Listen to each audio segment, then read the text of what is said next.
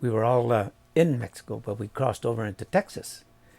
And I went to school till I was in second, third grade, and then my mom decided that we needed to get out of. We were staying there in far Texas, that she wanted to get out of that, and so we started migrate.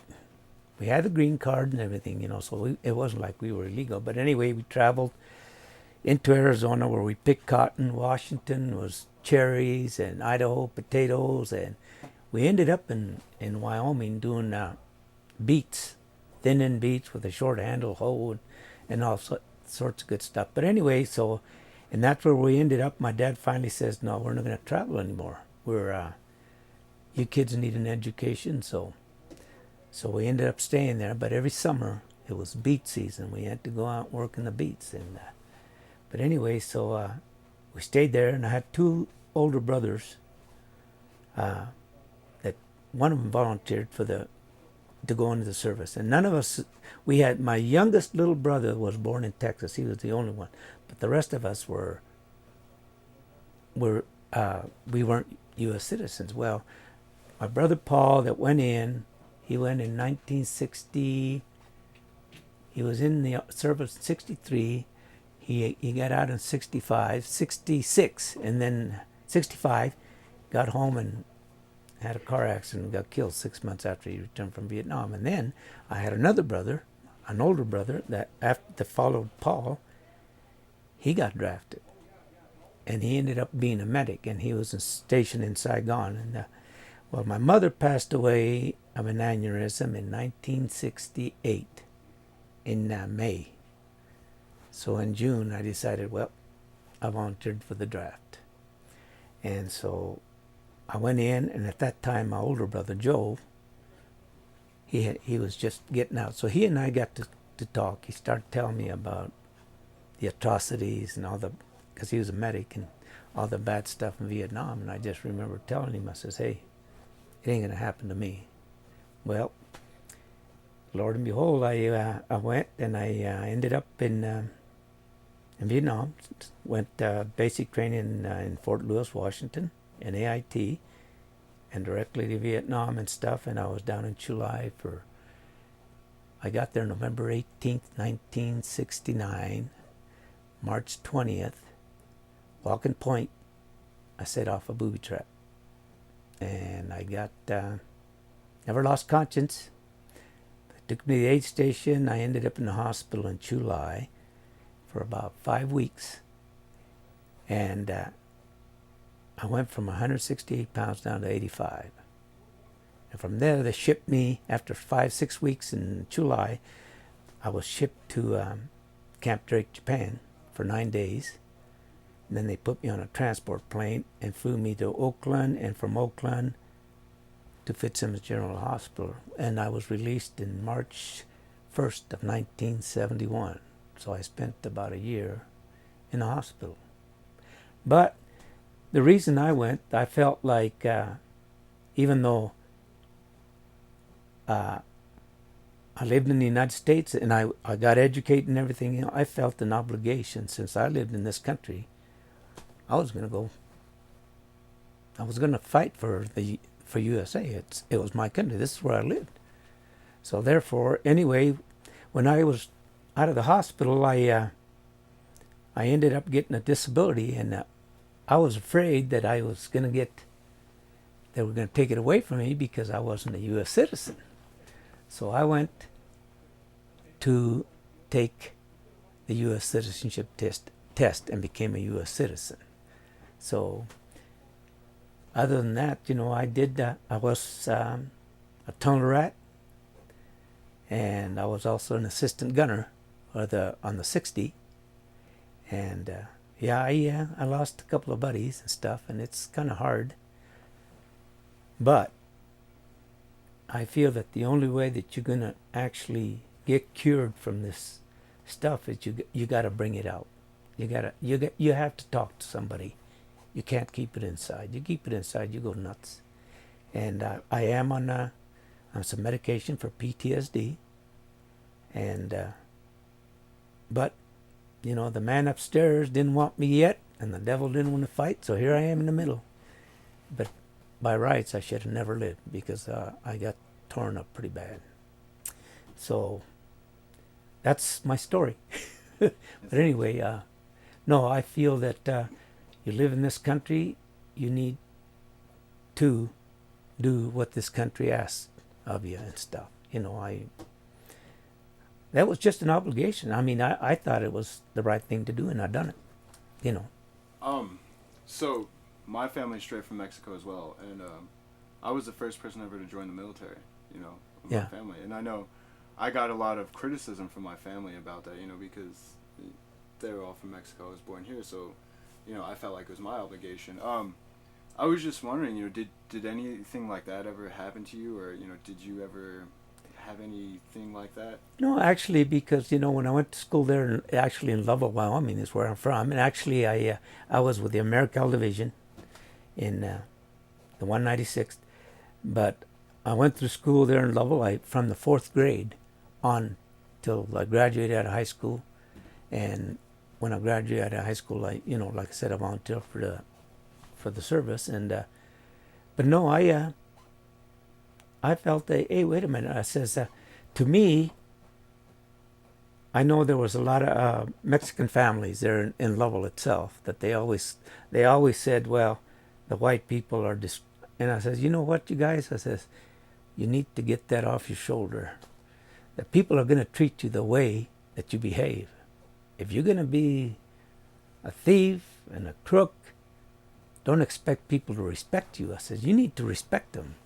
And not my family, the Garza family, it was in Lovell, and you can go now, and they know us because we were honest. Our dad and my mom, one thing that they instilled in us was you work hard, and you better be honest. You better not steal, or you're going to be in trouble with.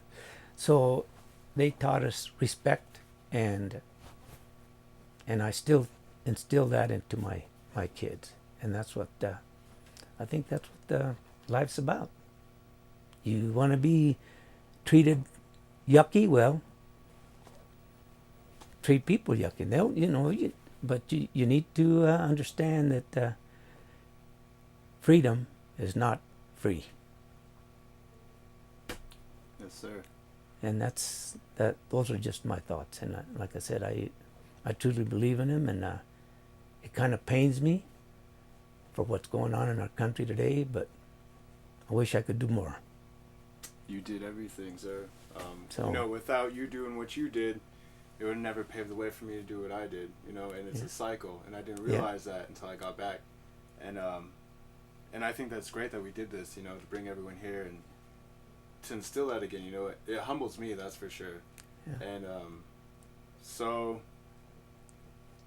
You know, pretty good about that. We weren't, you know, come back from Vietnam. They didn't treat us very well, which is, you know, I said, hey, you know, whatever, you know, but eventually, you know, now it's catching up. But I get thank you from several people that don't even know me, and it's nice to hear it. It's nice, you know. I feel like, but I don't have any hate because of these people didn't do. I said, no, you know, hey. Everybody's got their own beliefs and their own rights and stuff. And I said, I did what I thought was right, and I'm damn proud of it. And that's the way it is. That's the way it should be too, sir. And, but no, I have no regrets at all. I'm walking. I worked until I was 62. I never asked for nothing for free. So, and here I am. And I'm glad they had this. I really am. Finally. Took a while, but it's going to be nice. I'm glad to see everyone's reaction, you know. And again, it's one thing that I realized, especially being back here, is that, you know, everyone's connected. And it's about veterans giving back to veterans, and, you know, is my big thing. And now, like you said, you know, it is more widely accepted, and you do hear that now. Yep. And, you know, from my standpoint, you know, from being at war and coming back, I got that, and I know that you guys didn't get that, but to me, it makes me feel like there's a little bit more hope left. You know, when you get that, just there's that hope. Yeah. So. And, you know, war's hell, but, you know, some things happen that sometimes can't be helped, you know, and some of us are lucky and some of us aren't. I lucked out and I'm very grateful. Yes, sir. But anyway. I had a real quick question. Yes, sir. When you came back, did you come back directly to Lovell? Yes, sir. When I got out of the hospital, I had a one of my chemistry teachers, Mr. Punk, happened to be in Denver at the time. He actually gave me a ride home. That's really awesome. That's really cool. So, and at the time when I got out of the hospital, when I came home the first time, I think I weighed like 124 pounds. So, but there again, see, I went right straight to work. I didn't sit there and say, well, no. I found me a job and got after it. So. That's amazing. And I still, I finally got rated as 100% disability from the VA, but I still wish they'd let me work. I'm still capable, but they said, no, you're unemployable. I said, well, whatever, you know. But if they was to let me, I'd still be working. Love it, you know. Yep. You know, there's no sense in sitting and feeling sorry for yourself and expect somebody to support you. And nothing's, like I said, nothing's free. To me, nothing is free. You got to earn it. That's exactly right, sir. I agree with you 100% So, on that, too. I'm hoping things will turn around. I think we all are. Yeah. Anyway, so that's my story. All right, sir. I know that John is trying to get with people for longer interviews, if that's something you might be That's fine. willing to do. I think it's going to be a later date and time, but they're working for, they're going to be working with the Star Tribune. And I know he's asked a couple people, and this is just to me, but I feel like that you don't get a lot of stories like that, especially here in Wyoming, you know, about families coming in from other countries or some of the things that might have to happen. Because Yeah. I have friends, you know, from South Korea and Nepal who had to do the same thing, you know, go through basic Yeah. and all that stuff before they get their citizenship. And so I just think that's a really interesting perspective on that Yeah. you might not get to see a lot. Well, you know, like I said, I was a little naive because my parents never thought we were never thought to actually question. You know, if this is what you got to do, you got to do it.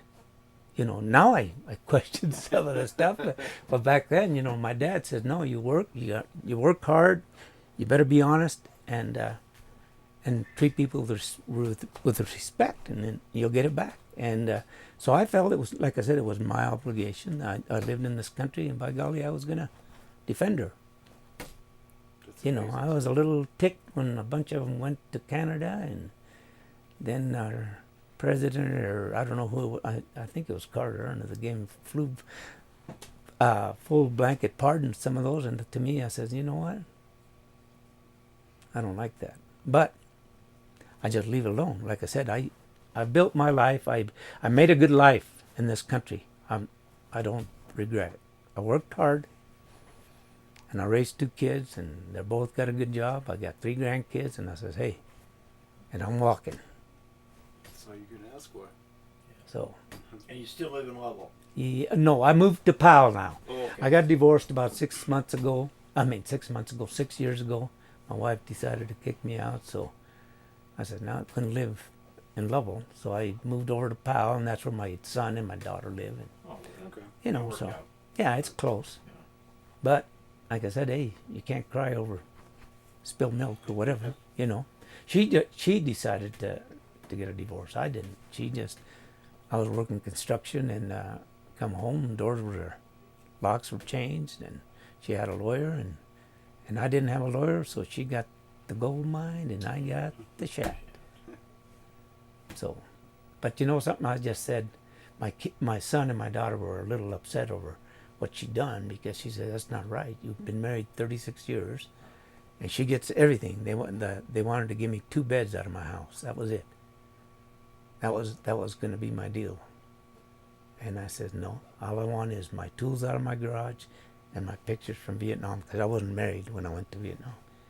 And I got that, and my son and my daughter were a little upset at their mom, but I told them, I said, listen, I'm fine. I know how to take care of myself. It's over. House is just material stuff. I said, let her rip. And I'm having fun. Nobody tells me when, where, how to do anything anymore. So it's nice. It's nice to have a friend, you know, once in a while, or have a lady friend, but marriage is not in my itinerary. Never say never. Never. Well, that's true. Always a good point. That's true. That's true. I got a lady that I really fell for in that little dippy do. She's in actually Norfolk, Virginia, in Virginia Beach, but she was in Tucson, Arizona. So she spent some time with me down in Powell. She'd come down, and I took her to Yellowstone and everything else. Went back to Tucson. Now she moved over there, but we're having Americal Division is having a reunion October 28th to November 2nd in Virginia Beach, where she's at. And I already told her I'm coming up, and so I've got her signed up to take a few of the things that we got to do over there. So I'm still in contact with that lady. You know, Never I don't make say enemies. never. I know. Don't make enemies. Yeah, I like to stay friends.